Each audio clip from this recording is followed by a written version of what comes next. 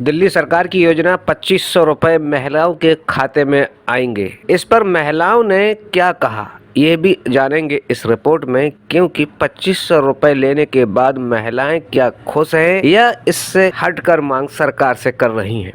महिलाओं ने जो अपना रिएक्शन दिया उसे सुनकर आप भी दंग रह जाएंगे। उम्मीद तो है। उम्मीद है। हाँ जी। तो आज ऐलान हो गया है कि 2500 रुपए दिए जाएंगे, उसका क्राइटेरिया अभी सेट नहीं हुआ है। आप लोग क्या कहेंगे इस खुशखबरी पे? हम तो बहुत खुश होंगे कि हमें पैसा मिल जाएगा, हमें हमारा लगेगा हमें भी वुमेन्स के रूप में कुछ मिल रहा है और वादा पूरा किया गया है। हमने जब फॉर्म भरा था तो इस उम्मीद से भरा था कि मिलेगा कुछ, अब मिल गया तो बहुत खुशी होगी। आप लोग बताइए। भाई मेरे को तो 2500 रुपए नहीं चाहिए। मेरे को तो भाई ऐसा है कि एक एक घर में एक एक बच्चे को नौकरी मिल जाए। 2500 रुपए से किसी का गुजारा तो चलने वाला नहीं है। अभी हमें तो कोई खुशी नहीं है 2500 रुपए की, क्योंकि 1500 रुपए तो केजरीवाल भी दे रहा था। ये कोई बात नहीं होती कि 1500 रुपए या 2500 रुपए, बच्चे को कम से कम एक घर में एक बच्चे को नौकरी तो मिल जाए। अब मुझे तो कोई ऐसी कोई खुशी नहीं है 2500। मुख्यमंत्री जो भी दिए हैं मगर पैसे से क्या करेंगे? अगर मेरे घर में बच्चे हैं, मेरे एजुकेशन करके घर बैठे हैं तो उससे कोई फायदा नहीं है। 2500 रुपये तो खुद की एक औरत की पूरी नहीं वो उठा सकते हैं, तो हम 2500 रुपये से तो खुश हो नहीं सकते, मगर उनकी इच्छा जो दे। हमने नेता बनाया है उनको, भाई हम चाहते हैं कि कोई लेडीज आए या उनको मुख्यमंत्री बनाया गया है तो वो इतना ना करें कि 2500 रुपए से एक एक लेडीज को खरीदे। कोई करें तो अच्छा काम करें कि बच्चों के लिए कोई हर किसी को खुशी होए। 2500 रुपए से सर कुछ नहीं होता है। यही इच्छा है हमारे। 2500 रुपये से कुछ नहीं होगा। हम भी यही सोचते हैं, बच्चे पढ़ लिख लिया तो कुछ न कुछ बच्चे के होना ही चाहिए। भविष्य में नौकरी तो मिलना ही चाहिए बच्चे के, एक तो एक जरूर मिलना चाहिए घर में। सर यही है बस। फॉर्म भरेंगी जब इसके क्राइटेरिया बन जाएगा, 2500 रुपए लेंगी तो है। सर अब मिलेगा तो सभी के मिलेगा तो हमारा भी आएगा सर, है ना? मिलेगा तो सबको फायदा होगा, तो हमें भी फायदा होगा। हम भी फॉर्म भरना चाहते हैं, हमें भी फायदा मिलेगा तो। और सबसे अच्छा ये होगा कि लेडीज जो है यहाँ पर कोई कारोबार नहीं है लेडीज़ों के लिए।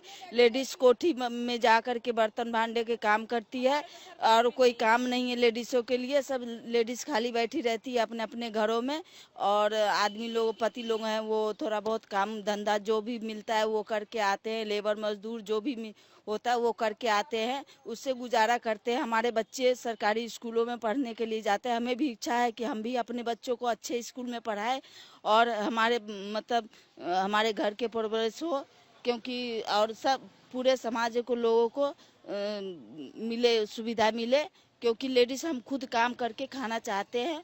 और सरकार की तरफ से जो योजना हमें जो अगर प्राप्त होने के लिए आया हुआ है हमें मिले तो हमें खुशी होगी। हमें जो 2500 से तो कोई गुजारा नहीं है, हमें भी नौकरी दी जाए। हम भी आगे आदमी के साथ कदम से कदम बढ़ा के आगे चले। हम भी एक नौकरी कमाए, 4 पैसा वो 4 कमाए तो हम भी 4 कमाए। हम भी यही चाहते हैं, हम इसके अलावा तो हम कुछ नहीं चाह सकते। कहना चाहती हूँ 2500 का हमने फॉर्म तो भर दिया, बट ये जो मेरी बहनें हैं ये सच में अपने लिए सही मांग रही हूँ। मैं भी ये चीज चाहती हूँ कि हमें हमारा भी भला किया जाए, हमारे बच्चों का भी भला किया जाए। मुझे भी लगता है 2500 का फॉर्म भरा था, लेकिन मैं इनसे एग्री हूँ। फॉर्म की बात नहीं होती। फॉर्म तो देखो जब एक भर रहा है तो सभी भरेंगे। अब जब ये योजना करी दी है तो पब्लिक है भाई भरेगी। ऐसा तो होगा नहीं कि हम ले रहे हैं अगला नहीं लेगा, या हम नहीं लेंगे तो वो नहीं लेगा, या हम लेंगे, ऐसा कुछ भी नहीं है। मैं तो ये कहती हूँ कि रेखा गुप्ता मैडम को ये सोचना चाहिए कि भाई देखो बच्चों के लिए कुछ करें, क्योंकि कोई विधवा है, किसी के घर किसी का आदमी नशेड़ी है, किसी का आदमी नशा कर रहा है, जुआरी है, शराबी है, गुजारा नहीं चलेगा 2500 रुपए में। और मुझे तो बिल्कुल नहीं चाहिए, साफ बात है। सीएम योगी आए, सीओ अनिल चौधरी के समर्थन में बोले वह पहलवान है, क्या उसने बुरा कहा है? अरे जिसे रंग से दिक्कत है वह होली वाले दिन न निकले घर से। सीओ को पूरा समर्थन देते हुए योगी जी दिखाई दे रहे हैं। भाई या तो जाना है तो फिर रंग से परहेज न करें। अगर रंग से किसी को परहेज है तो अच्छा होगा। और पुलिस अधिकारी ने यही बात समझाई। और ठीक है, जो हमारा वो पुलिस अधिकारी है वो पहलवान रहा है, अर्जुन अवार्डी रहा है, ओलंपियन है, पूर्व ओलंपियन है। तो अब पहलवान की बात है तो पहलवानी की तरह बोलेगा तो थोड़ा कुछ लोगों को बुरा लगता है, लेकिन सच है, उस सच्चाई को स्वीकार करना चाहिए कि भाई देखो पहले होली का आयोजन होने दो, 14 मार्च को होली है। तो एक तरफ संभल सीओ अनुज चौधरी के होली जुम्मे वाले बयान पर बवाल है, सियासी सवाल है, तो वहीं सीएम योगी भी बोले अपने इस पुलिस अधिकारी पर, और जो बोले तो न केवल संभल सीओ का समर्थन किया बल्कि भर भर कर भरे मंच से इस पुलिस वाले पहलवान की जबर तारीफ भी कर गए कि वहां पर पुलिस अधिकारियों ने कह दिया कि 52 जुम्मे होते हैं और एक होली का त्योहार है। देखिए, होली के अवसर पर मुझे लगता है एक दूसरे की भावनाओं का सम्मान होना चाहिए, और स्वाभाविक रूप से जुमे की नमाज हर शुक्रवार के दिन होती है, होली वर्ष में एक बार होती है। तो यही कहा गया कि भाई देखो, प्यार से समझाया गया, और मैं धन्यवाद दूंगा सभी उन लोगों को जिन लोगों ने बयान जारी कर दिया कि भाई देखो, पहले होली का आयोजन होने दो, 14 मार्च को होली है, 2 बजे तक होली खेलने दो, 2 बजे के बाद आप जुमे की नमाज पढ़ना। और बहुत सारे मुस्लिम धर्मगुरुओं ने भी इसके बारे में इस प्रकार के पहले से उन्होंने आह्वान भी किया, अपील भी कर दी है कि हम लोग इसको मानेंगे, क्योंकि होली साल में एक बार में पड़ती है और जुमे की नमाज तो हर सप्ताह पढ़नी है। स्थगित भी हो सकती है, कोई बाध्यकारी तो है नहीं कि होना ही होना है, लेकिन अगर कोई व्यक्ति पढ़ना ही चाहता है तो अपने घर में पढ़ सकता है, आवश्यक नहीं कि वह व्यक्ति मस्जिद में ही जाए। भाई या तो जाना है तो फिर रंग से परहेज न करें, अगर रंग से किसी को परहेज है तो अच्छा होगा। और पुलिस अधिकारी ने यही बात समझाई, और ठीक है, जो हमारा वो पुलिस अधिकारी है वह पहलवान रहा है, अर्जुन अवार्डी रहा है, ओलंपियन है, पूर्व ओलंपियन है, तो अब पहलवान की बात है तो पहलवानी की तरह बोलेगा तो थोड़ा कुछ लोगों को बुरा लगता है, लेकिन सच है, उस सच्चाई को स्वीकार करना चाहिए।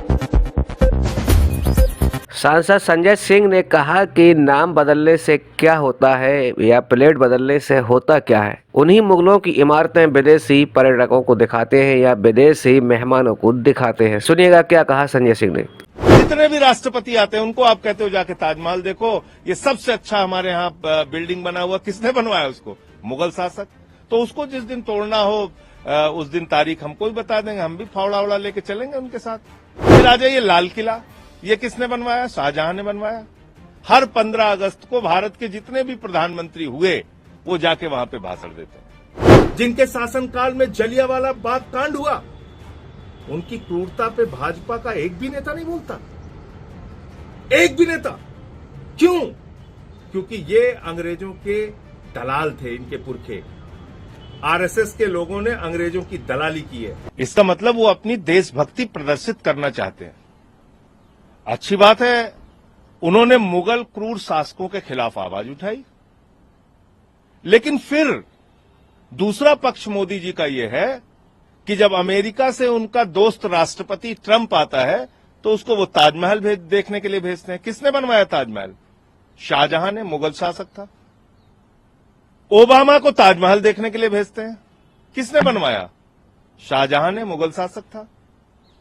और छोड़ दीजिए, ट्रूडो हो, जितने भी राष्ट्रपति आते हैं उनको आप कहते हो जाके ताजमहल देखो, ये सबसे अच्छा हमारे यहाँ बिल्डिंग बना हुआ, किसने बनवाया उसको? मुगल शासक। तो उसको जिस दिन तोड़ना हो उस दिन तारीख हमको भी बता देंगे, हम भी फावड़ा उड़ा लेके चलेंगे उनके साथ। चलिए, फिर आ जाइए लाल किला, ये किसने बनवाया? शाहजहां ने बनवाया। हर 15 अगस्त को भारत के जितने भी प्रधानमंत्री हुए वो जाके वहां पे भाषण देते हैं। तो जब भारत आजाद हो गया, आज हिंदुस्तान में देश के लोगों की सरकार है, हिंदुस्तानियों की सरकार है, और इस देश की परिधि में जितनी चीज है वो हमारी है। आप इसको तोड़ना चाहते हो, चलो तोड़ते हैं। यहीं पे लेडी हार्डिंग हॉस्पिटल बना हुआ है। वो कौन है?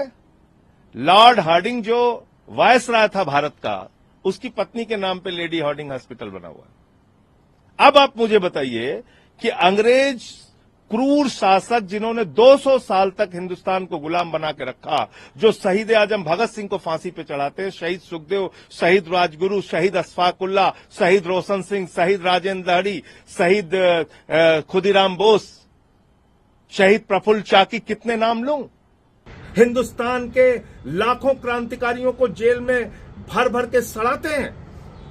जिनके शासनकाल में जलियांवाला बाग कांड हुआ, उनकी क्रूरता पे भाजपा का एक भी नेता नहीं बोलता, एक भी नेता। क्यों? क्योंकि ये अंग्रेजों के दलाल थे, इनके पुरखे। आरएसएस के लोगों ने अंग्रेजों की दलाली की है, तिरंगे झंडे को अशुभ बताया है। मैं चाहता हूं जितने भी मुगल क्रूर शासक हैं हिंदुस्तान के अंदर, उसके ऊपर खुली चर्चा हो, और आरएसएस के लोगों ने आजादी के आंदोलन में जो गद्दारी की है उसके ऊपर खुली चर्चा हो, तिरंगे झंडे का जो विरोध किया है उसके ऊपर खुली चर्चा हो। श्यामा प्रसाद मुखर्जी ने जो अंग्रेज गवर्नर को चिट्ठी लिखी है और कहा है कि भारत छोड़ो आंदोलन को कुचल देना चाहिए, उसके ऊपर चर्चा हो। ये बात करेंगे देशभक्ति के, जिनका संगठन इसलिए निर्माण हुआ हिंदुस्तान के अंदर कि देश के साथ गद्दारी करो। गद्दारों की फौज आज बात करेगी देशभक्ति के ऊपर। तो सबसे बड़ा सवाल यह है, आप मुगल क्रूर शासकों की जितनी निशानी मिटाना चाहते हो आप मिटाओ, लेकिन फिर ये ड्रामे मत करो कि ताजमहल दिखाने के लिए भेजो, ये बंद करो। अभी इनका एक विधायक में देख रहा था, वो एक रेडी वाले से कर रहा है, कह रहा है मीट की दुकान बंद करो। अरे दम है, हिम्मत है तो मोदी से कहो दिल्ली में KFC बंद कराए, मैकडी बंद कराए, सारी एम्बेसी बंद कराए कि मंगलवार को कहीं भी मीट, मुर्गा, मछली नहीं दिखेगा। रेडी वाले से लड़ रहे हैं, तुम्हारी औकात रेडी वालों से लड़ने की है? हिम्मत नहीं है KFC से लड़ने की? हिम्मत नहीं है एम्बेसीज में तुम मीट, मुर्गा, मछली बंद करा दो? ड्रामे कर रहे हो। किस ओर ले जाना चाहते थे इसको? 94 लाख करोड़ रुपए 5 महीने में इस देश की आम जनता का शेयर मार्केट में डूब गया। 16 लाख करोड़ रुपए अपने दोस्तों का नरेंद्र मोदी ने माफ कर दिया। देश में 100 साल की आर्थिक असमानता आ गई, अमीर और गरीब के बीच की खाई बढ़ गई। 100 करोड़ लोगों के पास अपनी जरूरत के अतिरिक्त कुछ भी खरीदने की शक्ति खत्म हो गई। महंगाई आसमान पे पहुंच गई, टैक्स के बोझ के तले आम इंसान दबा जा रहा है। आप एक चर्चा नहीं करना चाहते उस पे? आप इन बातों की चर्चा करके असली मुद्दों को, जिंदगी की दुश्वारियों को, इंसानों की गरीबी को, बेरोजगारी को दबाना चाहते हैं। रोज नए ड्रामे। अरे आओ मैदान में, मैं तो कह रहा हूं, मैं जिस भी मंच पे आरएसएस की गद्दारी के बारे में बोलना हो मैं बोलने के लिए तैयार हूं। आरएसएस ने इस देश के अंदर आजादी के स्वतंत्रता संग्राम सेनानियों के खिलाफ मुखबिरी करने का काम किया है, अंग्रेजों के साथ मिलकर देश को तोड़ने का और दलाली करने का काम किया है। ये इनका काला इतिहास है, इस पर चर्चा होनी चाहिए।